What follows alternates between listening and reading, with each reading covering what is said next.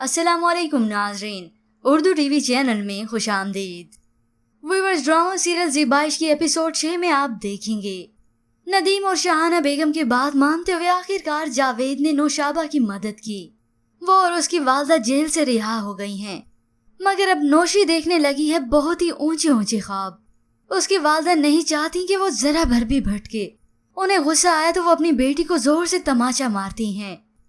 तो नौशी अपनी वालदा से रोते हुए कहती है, आपका अपनी बेटी पर से भरोसा जुट गया है। जहाँ चाहे दबा दे या समंदर में बहा दे मुझे, मैं उफ तक नहीं करूंगी। मगर अब उसकी वालदा क्या जाने कि उस नौशी जो पीरजादी कहलाती है, उसने अपनी वालदा को क्या क्या तिगनी के नाच नहीं नचाने। वैसे व्यूअर्स, इस ड्रामे की स्टोरी कुछ अजीब ही है। इस ड्रामे की स्टोरी की कोई लॉजिक नजर नहीं आती। सभी यहाँ पे दौलत के पुजारी नजर आते हैं बस।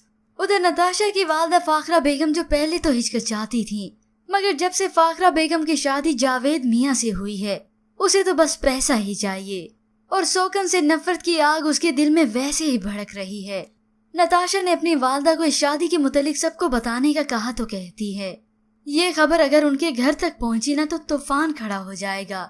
तो नताशा मुस्कुराते हुए कहती है, जो डर गया वो मर गया। कुछ ड्रामों में देखते थे कि कुछ माएं अपनी बेटियों का घर खराब करती हैं, मगर इधर तो बेटी लगी है अपनी माँ को उल्टी सीधी पट्टियां पढ़ाने पे।